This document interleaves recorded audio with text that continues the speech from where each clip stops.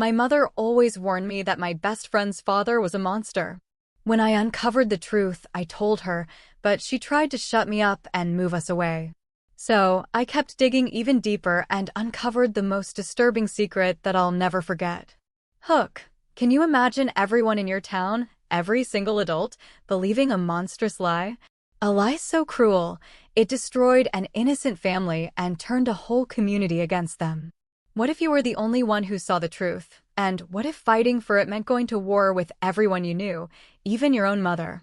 I was just 12 years old when Brian walked into my classroom. He was tall, athletic, the kind of kid you'd think everyone would want to be friends with. But the moment he stepped through that door, the whole room went silent. Ghost white.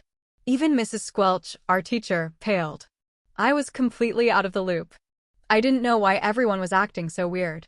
So, during lunch, I just sat down next to him. He looked at me with such surprise, like I'd grown another head. "You actually want to be my friend?" he asked, completely shell-shocked. We spent the rest of the day having a blast. I didn't really have any friends back then, so I went home buzzing with excitement, ready to tell my mom about my new buddy. But the second I said his name, her face drained of all color. "Stay away from that kid," she snapped, her voice tight with fear. "Him and his dad are monsters. They hit and hospitalized his own mother." My stomach dropped. I was shocked. This couldn't be right. Brian was so kind. The next morning, Mom drove me to school instead of letting me walk. She marched straight up to Mrs. Squelch and whispered something intense. Mrs. Squelch just nodded grimly. When I tried to sit next to Brian in class, Mrs. Squelch immediately moved my seat. I glanced at Brian from across the room, and I swear, his eyes were glistening. He looked like he was about to cry. At recess, he stood alone by the fence, watching the other kids play. And after school, I finally saw why everyone was so scared. Brian's dad pulled up, and the entire pickup area cleared out instantly. Parents grabbed their kids and practically speedwalked to their cars. One mom actually whispered, "Don't look at him, sweetie," to her daughter. Brian's dad just sat there, head down, as Brian quietly climbed in. Everyone treated them like they were the most awful people on earth. But it just didn't add up. Brian's dad would pack extra granola bars for kids who forgot lunch money. Brian himself voluntarily stayed after school to tutor special needs kids. There was simply no way this was the family who hit their own mother. No way. Then came the day I realized the terrifying truth about Brian and his father. I was walking home, carefully counting the $50 my grandma gave me for my birthday, when 3 eighth graders surrounded me. "Look at the rich boy," the biggest one sneered and shoved me to the ground. They snatched my money, and one of them kicked me hard in the ribs. I curled up, waiting for more blows, when suddenly, they scattered. Brian's dad was standing there. He hadn't touched anyone, just stood. He helped me up, his voice soft. "You okay, kid?" He walked me home without saying much else. When I told Mom what happened, she completely lost it. "He approached you. What if he'd taken you somewhere?" She called the school immediately, practically screaming, "A known abuser confronted my son?" By the next day, the whole school knew.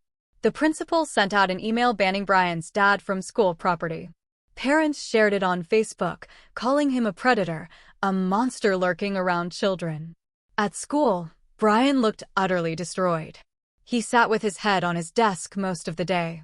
I tried to slip him a note, just a quick, "Thanks for your dad helping me," but he pushed it back. "Please don't," he whispered, his voice barely audible. "You're making things worse for him." 2 weeks later, I found Brian crying in the library. He was trying to hide it, but his shoulders were shaking. I sat down anyway. "They spray-painted Predator on his car," Brian choked out. "He lost his job because of it. We might lose our apartment." He wiped his eyes hard. "Everyone hates him, but they don't know anything." "What do you mean?" I asked, my heart aching for him. Brian looked around to make sure we were alone. Then he dropped the bomb. Turns out, him and my dad never hit my mom. In fact, it was the other way around. She hit them. My breath caught. "She'd throw bottles, smash pans, plates, use lighters," he continued, his voice flat. "I still have a burn mark on my back from that." "Then why was your dad blamed?" I asked, completely stunned. That's when he just broke down, sobbing. He revealed that his mom, on top of hitting them, always threatened his dad. She said if he ever left and took me, then she'd tell everyone Dad was the abuser. My face went pale. And that's what she did, Brian cried. When Dad took me and we finally left, she took him to court and lied about everything. Then why does everyone say you're guilty? I asked, my voice rising in disbelief. Because everyone's a bunch of idiots who can't do a Google search. He pulled out his phone and showed me something that changed everything I ever believed about them. Screenshots. Police reports, court documents, medical records. Photos of bruises on his dad's arms, a hospital report from when his mom threw a glass bottle at his head. Multiple restraining order applications his dad had filed, but withdrawn. The dates went back years. Brian scrolled through photo after photo, each one making my stomach turn. I grabbed his phone, pulling out mine to take pictures. People need to see this. No. Brian snatched his phone back. You don't get it. She'll make it worse. She always does. The bell rang. We had to go to class. I couldn't concentrate on anything. Every time I looked at Brian, hunched over his desk, I thought about those photos. About his dad, sitting in his car with Predator spray-painted on it. About how everyone, including my own mom, believed the monstrous lie. After school, Mom was waiting in the pickup line. She barely let me get in before starting. I heard you were talking to that Brian kid in the library. What did I tell you? Mom, you don't understand, no discussion. You're staying away from him. She gripped the steering wheel tighter. His father is dangerous. The whole community knows it. But what if they're wrong? I pulled out my phone. What if I could show you? Mom slammed on the brakes at a red light and turned to me, her eyes blazing. Whatever sob story they fed you, I don't want to hear it. Abusers always claim to be victims. Always. At home, I went straight to my room and started researching. I found the court case online. Public records showed Brian's mom had one full custody initially. But then Brian chose to live with his dad when he turned 12. That's when she filed the abuse claims. The timing seemed suspicious. I created a document on my computer, organizing everything, the photos from Brian's phone, the court timeline, the fact that Brian's dad had never actually been convicted of anything, just accused. I was deep in research when Mom appeared in my doorway. What are you doing? I minimized the window. Homework. She walked over and reopened it. Her face went from confused to furious in seconds. You took pictures of their fake evidence. Are you insane? It's not fake. Look at the dates. Delete it now. When I hesitated, she grabbed my phone. I'm keeping this until you learn to make better choices. And you're grounded. No computer except for homework, and I'll be checking. The next few days were torture. At school, I tried to slip Brian notes, but teachers kept separating us. Kids started whispering when I walked by. That's the kid who hangs out with the abuser's son, I heard someone say. I started using the library computers during lunch. The librarian, Mrs. Chin, didn't pay much attention as long as you were quiet. I dug deeper into public records. Brian's mom, Catherine, had quite a history. 2 previous restraining orders from ex-boyfriends, an arrest for assault at a bar, all before she met Brian's dad. I was printing pages when someone cleared their throat behind me. Mrs. Patterson, the nosiest parent volunteer, stood there with her arms crossed. Shouldn't you be at lunch? I grabbed the papers and stuffed them in my backpack. Just finishing homework. That afternoon, Mom was waiting in the principal's office when I got called down. Mrs. Patterson sat beside her, looking smug. Principal Morrison held up the printed pages. Care to explain why you're researching restraining orders during school hours? Mom's face was stone. We'll discuss this at home. The car ride was silent until we pulled into our driveway. Then, Mom exploded. Mrs. Patterson told me everything. You're obsessed with defending these people. What's wrong with you? What's wrong with me? I shouted back, my own anger boiling over. What's wrong with everyone else? You're destroying an innocent family because you're too stubborn to look at evidence. Go to your room. You're not leaving this house except for school until you get your head straight. I stomped upstairs and slammed my door. Outside my window, I could see Mrs. Patterson's house across the street. She was probably already texting the other moms about my concerning behavior. At school the next day, it was worse. Kids moved away when I sat down. My usual lunch table was suddenly full. Even teachers looked at me differently.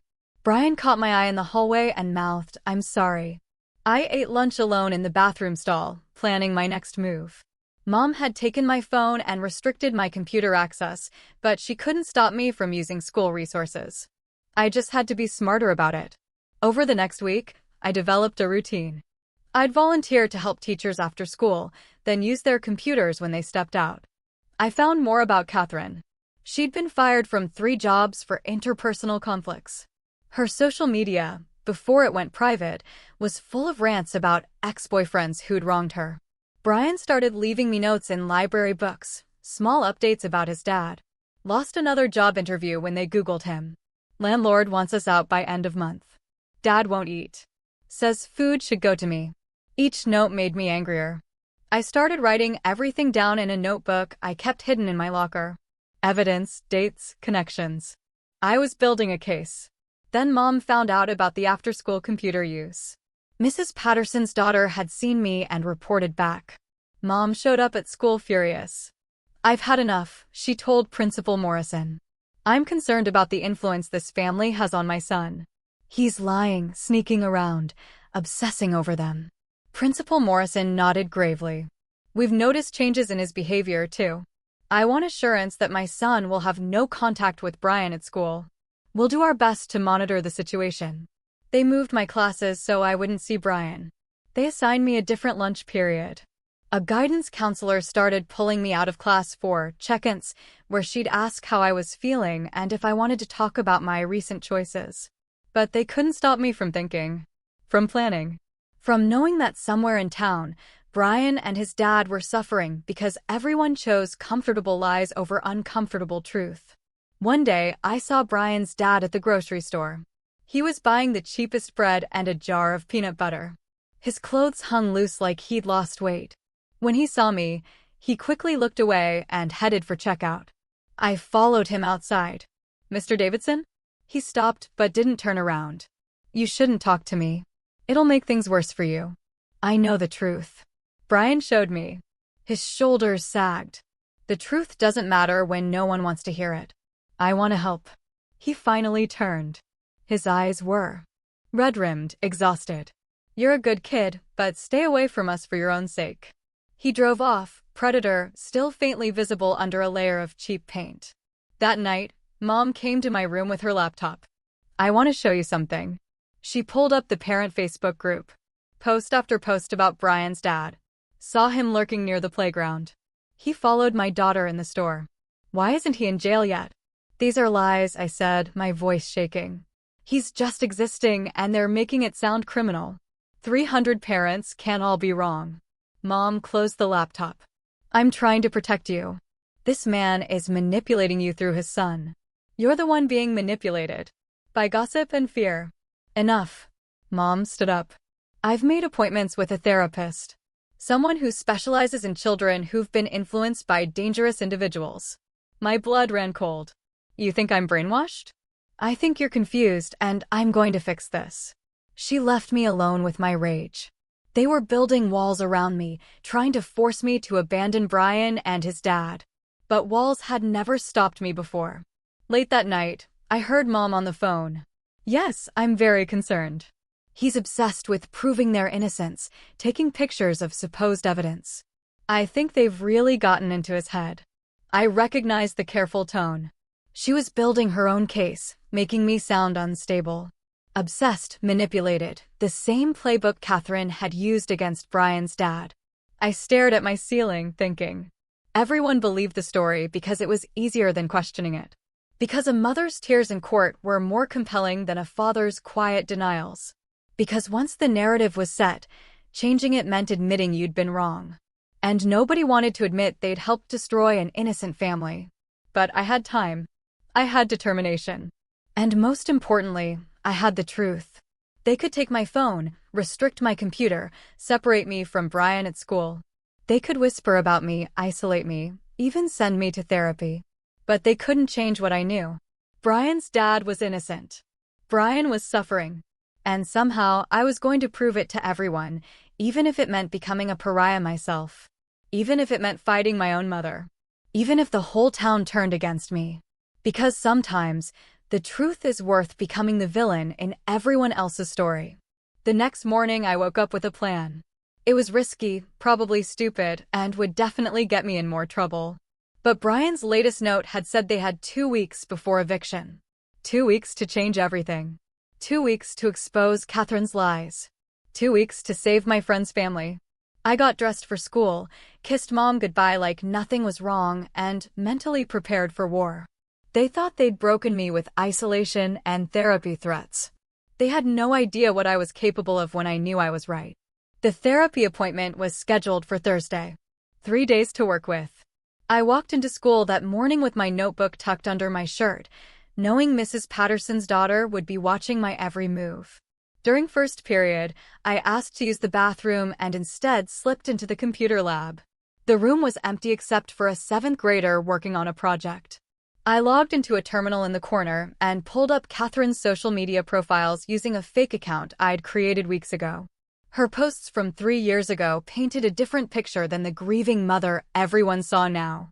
Photos at bars, angry rants about deadbeat men, and one particularly telling post.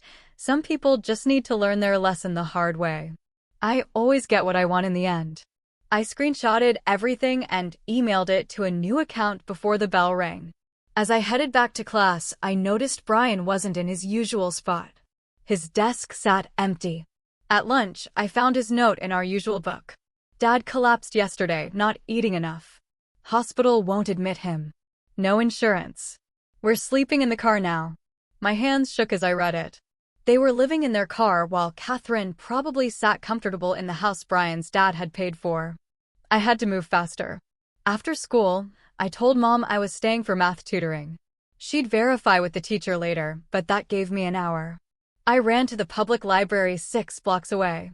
The computers there didn't require student logins. I'd been researching for 20 minutes when Catherine walked in. She looked nothing like the broken woman from the court photos.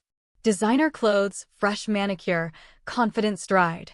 She headed straight for the fiction section, and I ducked behind my monitor. My heart pounded as she browsed, occasionally glancing around. Was she here by coincidence, or had someone told her about my library visits? She left after 10 minutes, but I couldn't shake the feeling she'd seen me. I packed up and took a different route home, cutting through the park. Mom was waiting on the porch. Math tutoring ended an hour ago. I walked with some friends. Mrs. Patterson saw you at the library. She held up her phone, showing a photo of me at the computer. She's concerned you're still investigating that family. I stayed silent as she ushered me inside. The therapy appointment couldn't come fast enough for her. That night, I heard arguing downstairs. Dad had come home from his business trip, and Mom was filling him in.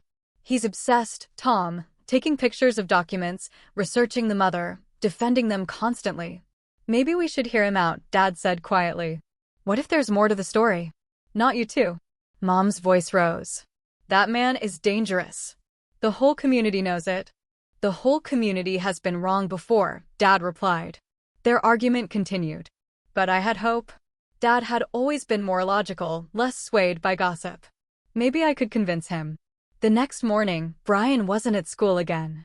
I overheard teachers saying he'd been absent 3 days now. Probably too embarrassed to show his face, one said, after what his father did. I wanted to scream that they had it backwards, but I kept quiet. Let them think I'd given up.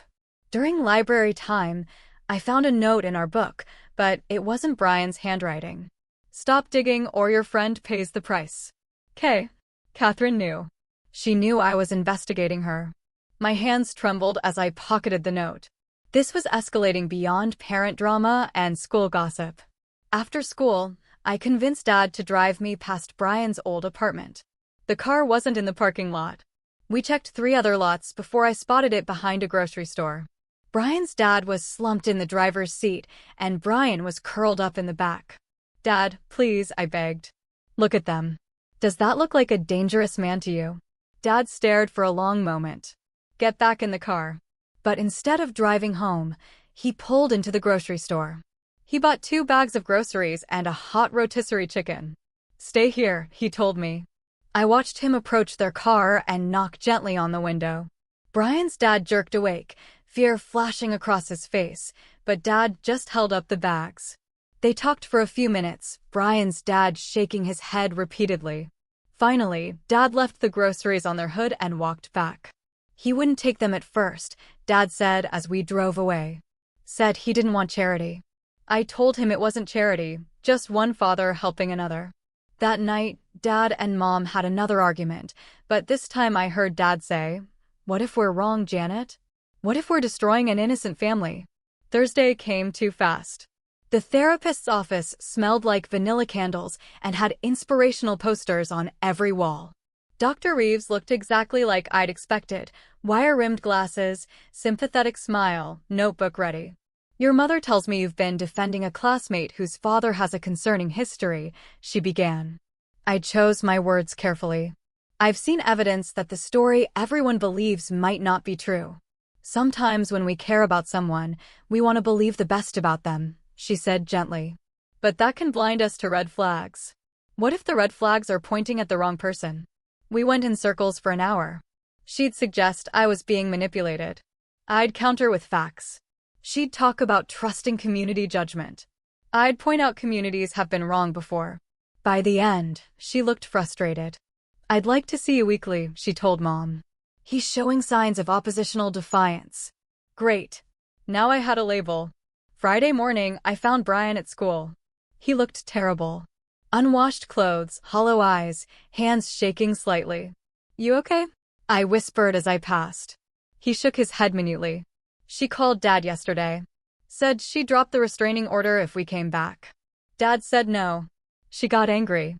"What did she do?" "Nothing yet." That's what scares me. During lunch, I used a teacher's computer while she was at a meeting. I told her I needed to print homework. Instead, I logged into the email account where I'd been saving evidence. There was a new message. No sender name, just "You were warned." Attached was a photo of me at the library computer, taken from behind. Catherine had been watching me that day. My phone buzzed with a text from an unknown number. Mom had taken my phone, but I'd hidden my old one in my locker. "Your friend looks tired. Sleeping in cars is so dangerous. Anything could happen." I screenshotted the threat and added it to my evidence file. Catherine was getting bolder. That afternoon, Principal Morrison called me to his office. Mom was there along with Mrs. Patterson and 2 other parent volunteers. "We're concerned about your behavior," Morrison began. "Multiple parents have reported seeing you researching private information about a family in our community." "I'm trying to help them," I said. "By spreading lies?" Mrs. Patterson leaned forward. "That poor woman has suffered enough without you dragging her name through the mud. Have any of you actually looked at the evidence?" I asked, my voice rising. "Or are you just believing what you want to believe?" Mom's face flushed. "Apologize now." "For what?" "Asking questions." The meeting devolved from there. They talked about suspension, about limiting my computer access at school, about the therapy being increased to twice weekly. I sat silent, letting them plan my punishment while Brian and his dad slept in their car. That night, I heard Mom on the phone with Catherine. "I'm so sorry for what my son has been doing." "Yes, we're handling it." "No, he won't bother you anymore." "Of course, if there's anything else." She was apologizing to the abuser, promising to silence me. I wanted to scream. Saturday morning, Dad took me to get a haircut. On the way, he said quietly, "I drove by that grocery store again last night. They're still there because they have nowhere else to go." He paused. "Your mother means well. She's trying to protect you." "From what?" "From helping innocent people." Dad was quiet for a long moment. "Show me your evidence." I stared at him. "Really?" "I'm willing to look, but if I'm not convinced, you drop this. Deal?" I agreed immediately. That night, while Mom was at book club, I showed Dad everything. The photos Brian had shared, the court documents, Catherine's social media posts, her history of restraining orders, the threatening messages. Dad studied each piece carefully. His expression grew more troubled with each page. "This is substantial," he finally said. "So, you believe me?" "I believe there's more to this story than we've been told." He rubbed his face. But your mother will never accept this. Neither will the community. They've invested too much in their version. So we just let them suffer? I didn't say that. Dad looked thoughtful. But we need to be smart about this. Catherine clearly knows you're investigating these threats. We should go to the police. With what? She's careful. Nothing directly threatening enough for them to act on. Dad's phone rang. Mom was calling to say book club was ending early. He quickly helped me hide the evidence. We'll figure something out, he promised. But be careful. Don't do anything reckless. Sunday passed quietly. Too quietly. No. Notes from Brian. No threats from Catherine. The calm made me nervous. Monday morning. Everything exploded. I arrived at school to find police cars in the parking lot. Students clustered in groups, whispering excitedly. I pushed through until I could see what was happening. Brian's dad was in handcuffs. Brian stood beside a police car, tears streaming down his face.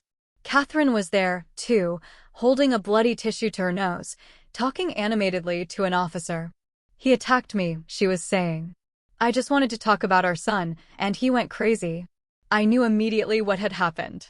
She'd provoked him somehow, maybe hurt herself, and called the police. Classic abuser tactic: provoke a reaction, then play victim. That's not true, I shouted, pushing forward. She's lying. An officer stopped me. Stay back, son. But I have evidence. She's the abuser, not him. Catherine's eyes found mine over the officer's shoulder. She smiled slightly, triumphantly. They put Brian's dad in the police car. Brian tried to go with him, but Catherine grabbed his arm. You're coming home with me, sweetheart. Where you belong. No. Brian tried to pull away. I won't go with you. He's my son, Catherine told the officers. I have custody. He's just confused because his father has been filling his head with lies.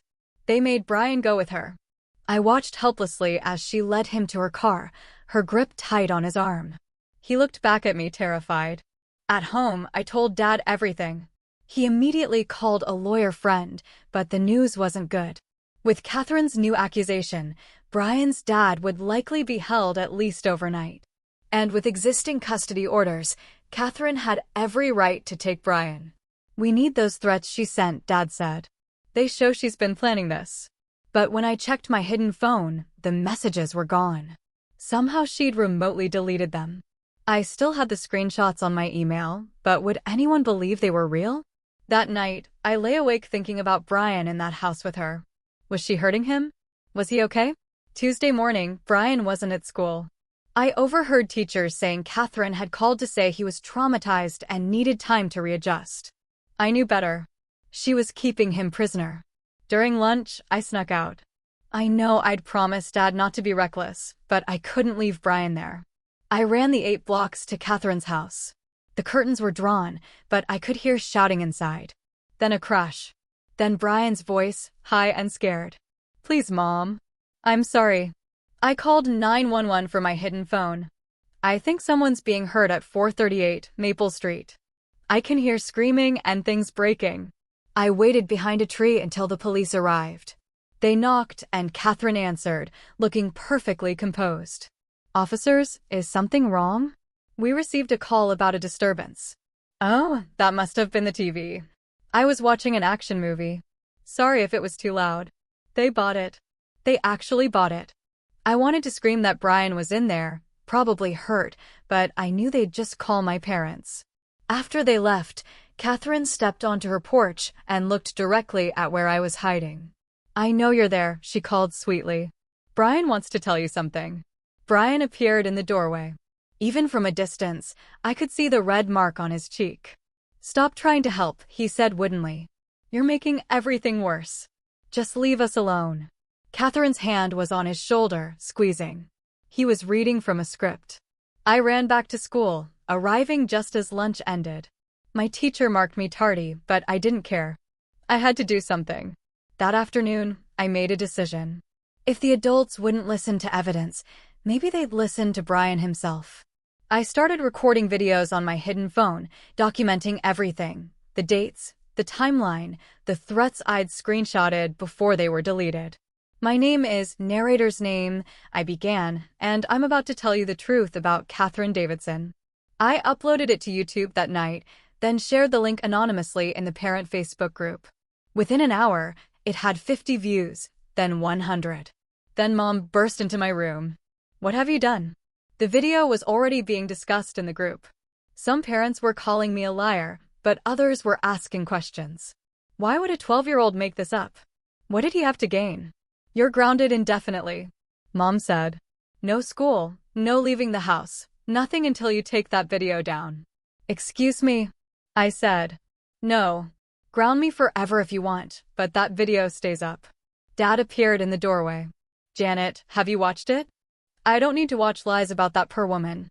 "I watched it," Dad said quietly. "And I think we need to consider that our son might be telling the truth."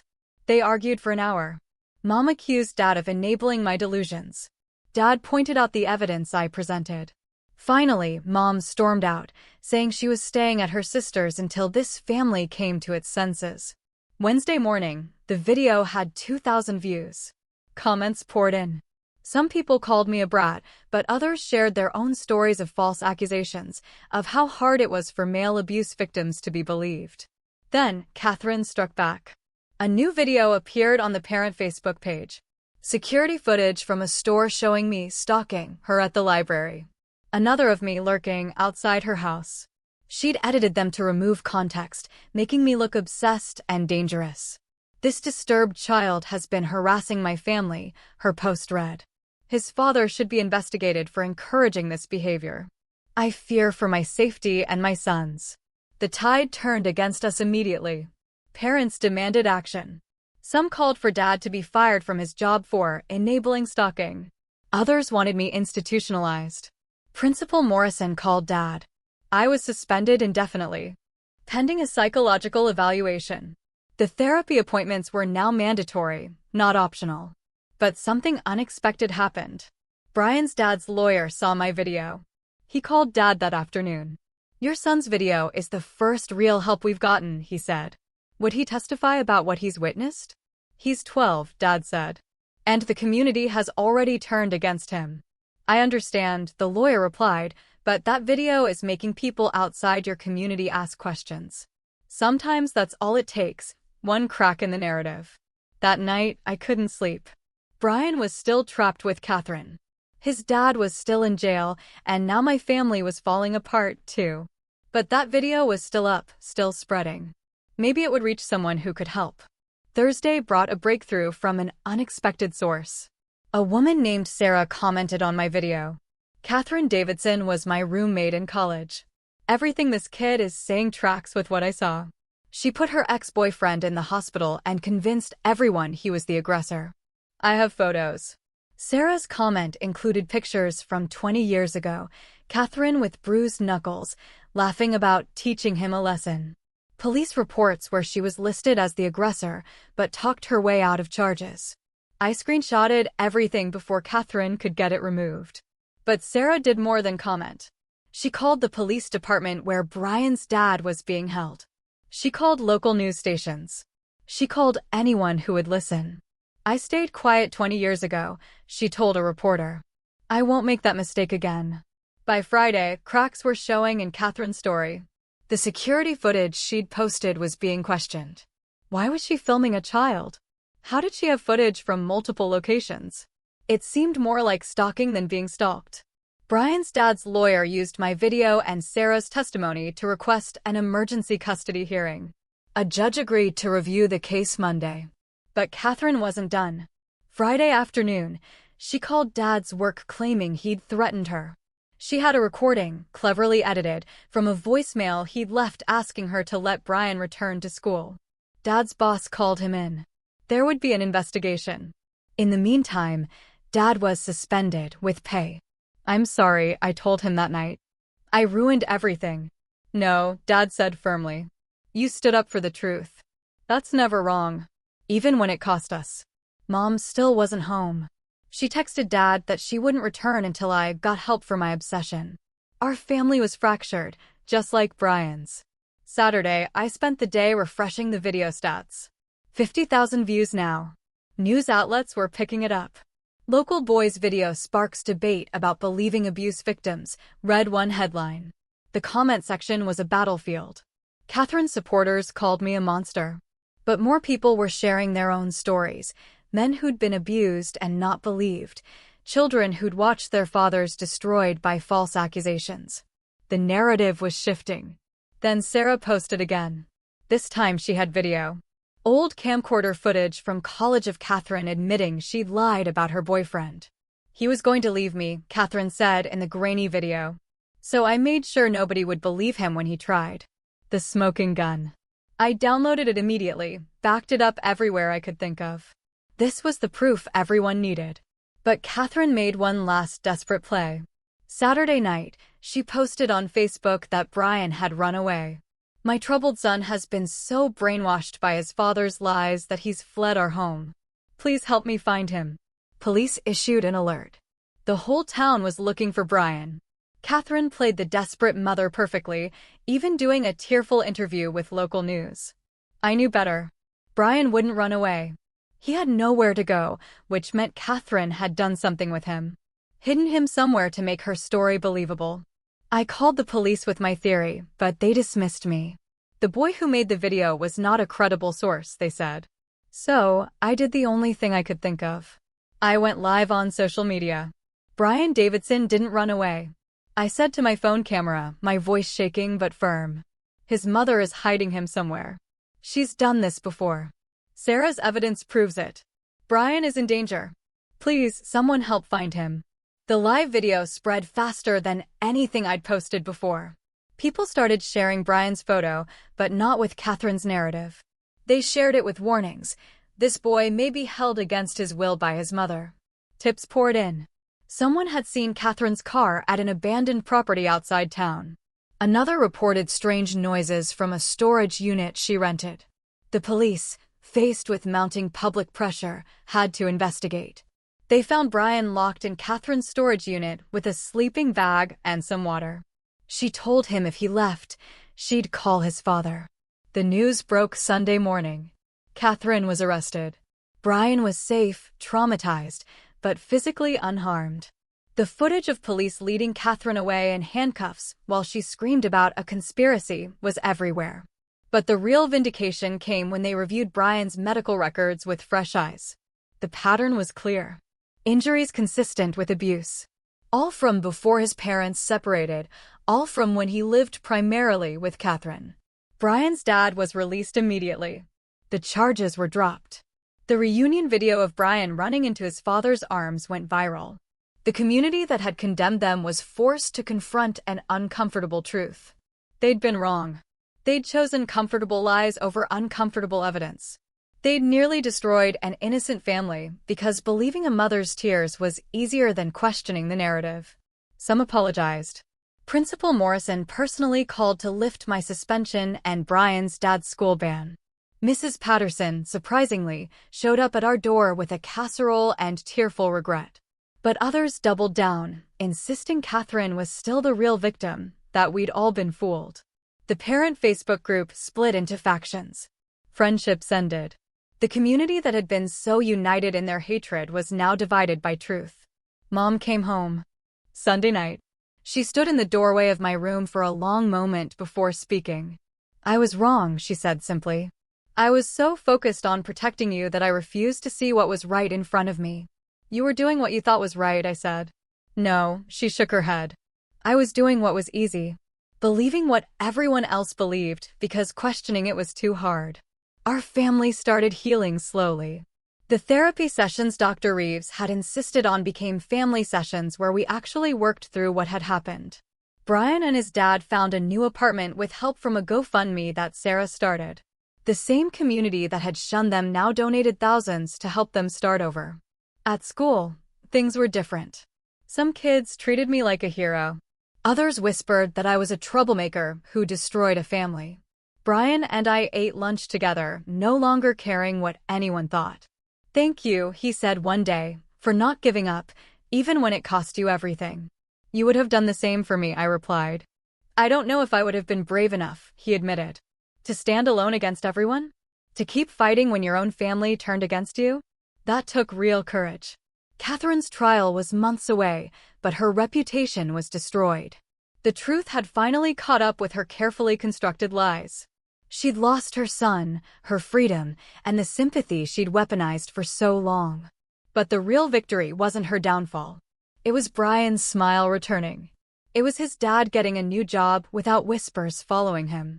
It was a community slowly learning that sometimes the truth is more complex than the story they want to believe. I learned something, too. Standing up for truth isn't easy.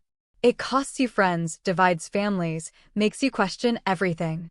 But when you know you're right, when someone's life hangs in the balance, you keep going, even if it means becoming the villain in everyone else's story. Because sometimes that's what heroes have to do. Monday morning brought chaos. The emergency custody hearing was scheduled for 2 p.m. But Catherine wasn't going down without a fight. She'd hired 3 lawyers and launched a media blitz overnight, appearing on morning shows claiming she was being persecuted by an online mob. I watched from my bedroom as she cried on TV about how her disturbed ex-husband had turned their son against her. She held up printed screenshots of my video, calling it harassment. The host nodded sympathetically while Catherine painted herself as a victim of cyberbullying. Dad knocked on my door. "The lawyer wants to prep you for testimony. You ready for this?" I nodded, but my hands were shaking. One thing was posting videos online. Another was facing Catherine in court. We met Brian's dad's lawyer, Mr. Chin, at his office. He looked exhausted, but determined. "Your video changed everything," he told me. "But Catherine's team will try to discredit you. They'll say you're just a kid who got manipulated." What should I say? The truth. Stick to facts, not opinions. And whatever you do, don't let them rattle you. Brian was there, too, sitting between his dad and a social worker. He looked better than when I'd seen him at Catherine's house, but there were still shadows under his eyes. The social worker kept writing notes every time Brian moved. "They're evaluating me," Brian whispered when she stepped out, "to see if I'm being coached." The courthouse was packed. Parents from school filled the gallery, divided into clear camps. Mrs. Patterson sat behind Catherine, while surprisingly, Mrs. Chin from the library sat on our side. Local news cameras waited outside. Catherine entered looking perfectly composed in a conservative suit, dabbing at her eyes with a tissue. She'd even brought props, a photo album of happier times with Brian that she clutched dramatically. The judge, a stern woman named Rodriguez, called the hearing to order. Catherine's lawyers immediately moved to exclude my testimony, calling me an emotionally disturbed child with an unhealthy obsession. "Your Honor," one lawyer said, "this boy has stalked my client, posted defamatory videos, and encouraged a hate campaign against a protective mother." Mr. Chin stood up. "Your Honor, this boy uncovered evidence of systematic abuse that authorities missed. His testimony is crucial." Judge Rodriguez studied me for a long moment. "I'll allow it, but I'll be watching for any signs of coaching." Catherine testified first. She was good. Really good.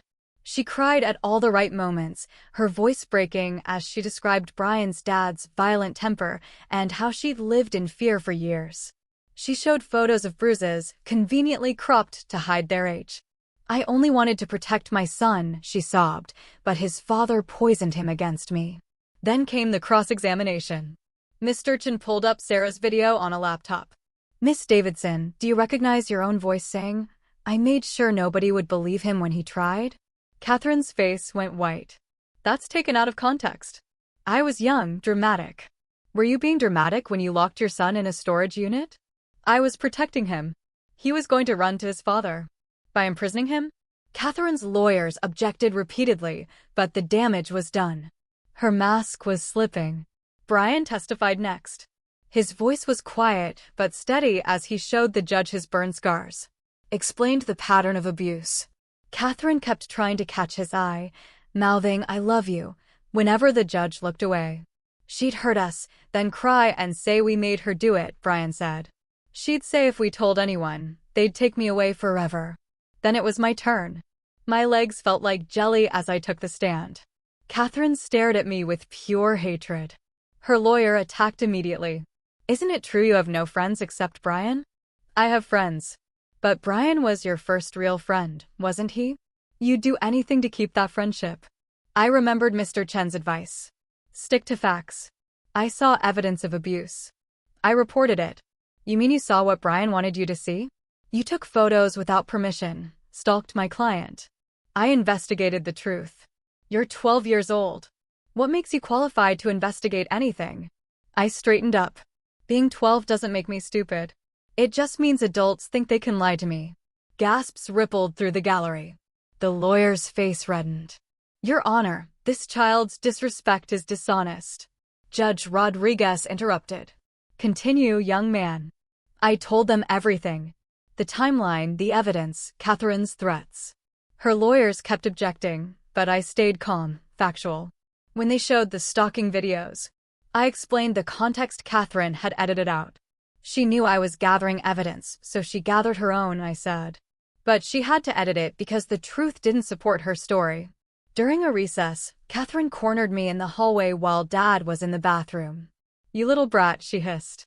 You've ruined everything. I backed away, but she followed. Brian will never forgive you for this. You've destroyed our family. No, I said, loud enough for others to hear. You destroyed it. I just showed everyone how. A bailiff appeared, and Catherine quickly transformed back into the grieving mother. But several people had witnessed the encounter. When court resumed, 3 parents asked to testify. They'd been in Catherine's inner circle, but were having doubts. One mother described how Catherine had coached her on what to post in the Facebook group.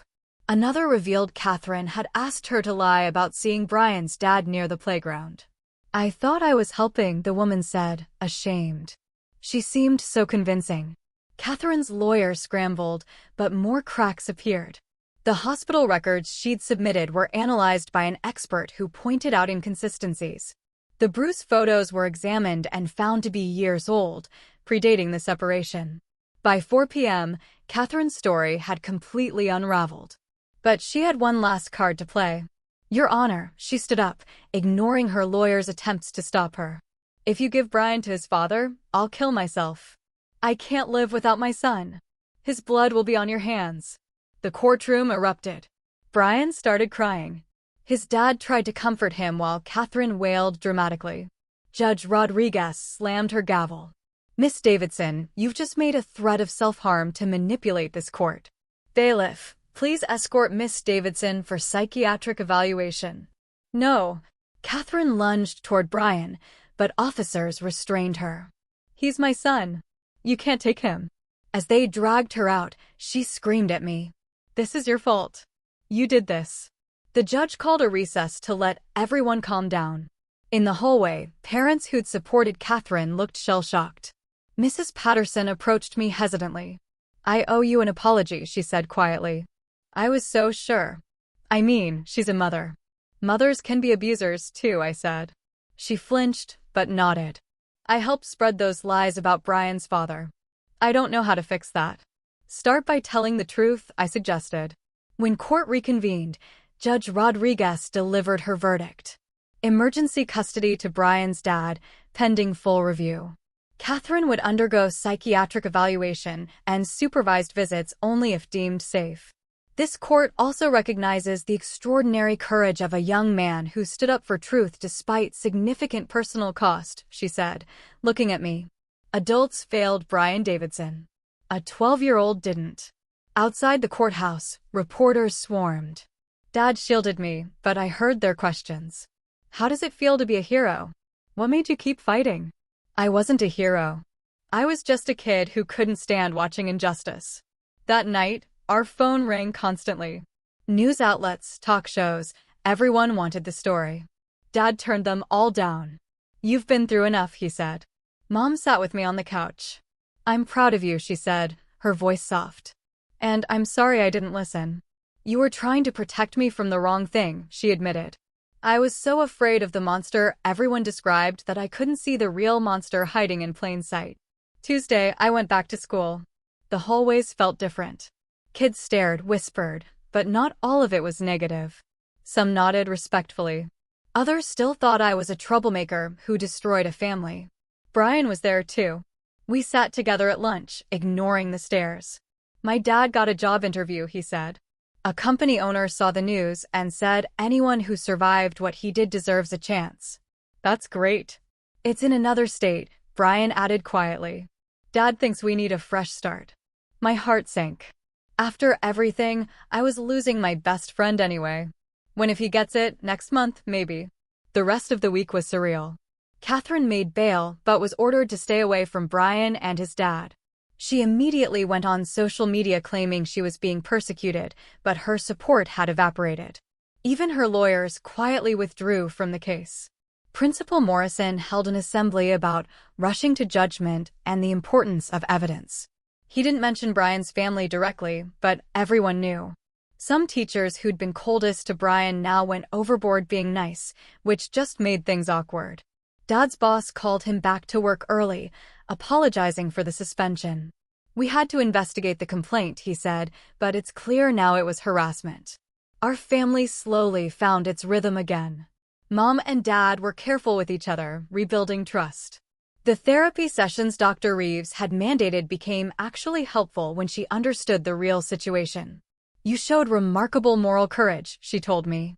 But it's okay to feel angry about what it cost you. I was angry. Angry at the adults who'd believed lies so easily. Angry at the system that almost let Catherine win. Angry that doing the right thing had nearly destroyed my family, too. Friday afternoon, Sarah called. She was flying in for Catherine's criminal trial. I wanted to thank you, she said. For 20 years, I've carried guilt about staying silent. You gave me a chance to make it right. You helped save Brian. We both did, I said. But you started it. A 12-year-old had more courage than I did at 22. That weekend, the parent Facebook group imploded. Screenshots leaked of Catherine's private messages coaching parents on what to post. Some parents turned on each other, arguing about who was most to blame. The group eventually shut down entirely. Mrs. Patterson started a new group focused on verified information only.